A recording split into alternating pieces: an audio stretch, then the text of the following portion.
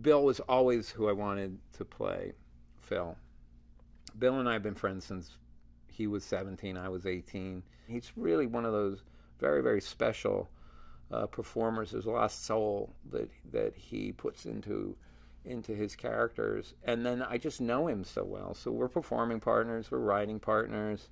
I can always anticipate what he will do with the scene and where's a good place to put him. Bill is a proper Philadelphia guy.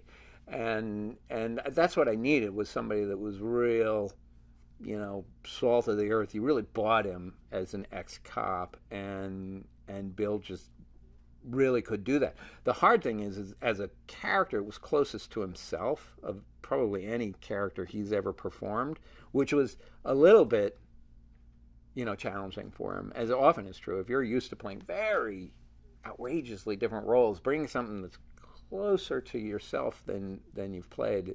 But he did a brilliant job, really great job. The character of Bubbles was always one of the most eccentric characters in the movie. It was, with the puppets, you have to keep them grounded, keep their personalities grounded.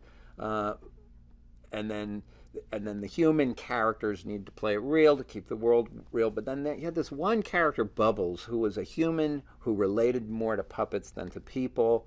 And it was just a really interesting character, and it allowed a lot of leeway for her to take the character where she wanted. And she took it in this sort of really wonderful direction. But the first time I sat down with her, she said, "I've always wanted to play a receptionist." She said, "I feel like it's the only person who is exactly the same at work as they are at home.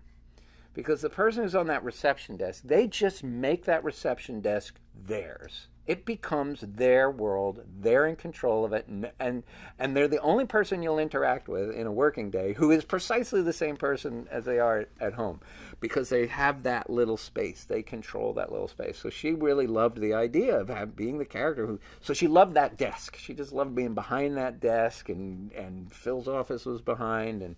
And what she did with the character was really lovely. Joel was just hilarious on set. Campbell is just meant to be just a hard-ass, nasty, by-the-book FBI agent, and therefore totally rubs. Basically, part of why he's there is, by having him there, it allows Phil and Edwards to hate together. He's the kind of character that both Melissa's character and Phil, the lead puppet, that both of them just automatically and instinctively dislike. And that helps to bring them together, to have sort of a nemesis. And Joel was very surprising. He's such an engaging person to work with, and he was full of ideas and different ridiculous ideas, and he was just fun and engaging and fun to have on set. Leslie is just kind of just lovable as Banning is, and it's important that Leslie comes into the movie early, because he's so sort of trustworthy as a character and as a person. As a person, that as the audience, you watch and you see that he has a soft spot for Phil, and that he has a soft spot for Edwards. And that's what makes you know that they should be working together, that there's something else going on. And he just plays it in sort of this wonderful, caring but harried way. I think we always said to Leslie, it's like, you like Phil and you like Edwards, but mostly you're retiring in like 3 months, and they better not screw up your retirement. As much as you like them, just do not screw up my retirement. That was sort of the approach that he was taking to the role. Well, the Happytime Gang was this TV series that we made it look kind of like Three's Company or something like that. It's like a sitcom from the 80s, but it was only in our movie, it was 12 years ago. But it looks like a sort of 80s sitcom.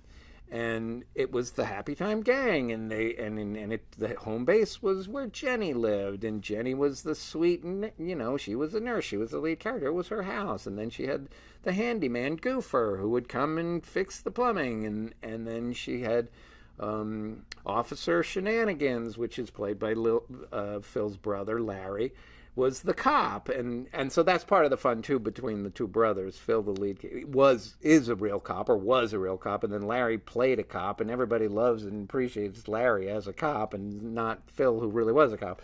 And then there's Bumbly Pants. He was the mailman, and he's the rabbit who was the comedic mailman. And then there's the neighbors from England, Ezra and Kara, who are waving, and then there's Coach Lyle, which we never really defined exactly what he was, but he was the coach, and I guess he was another neighbor, Coach Lyle, and so those are the Happytime Gang members.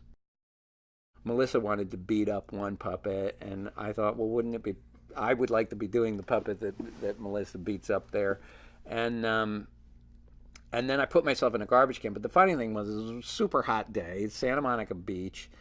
Crowds everywhere. It was a big shoot, and then there I am trying to direct from inside a garbage can. I had to get in the garbage can from a hole in the back of the garbage can, and I reached up, and then I put my hand in the puppet, and then beer started running down my arm because it was a prop garbage can, but it was so convincing that just had a layer of fake trash at the top that somebody had thrown their beer can in there. So now I'm in a garbage can with warm beer dripping down my arm trying to direct the movie. And at that point I said to Bill, this is why I don't puppeteer when I'm directing.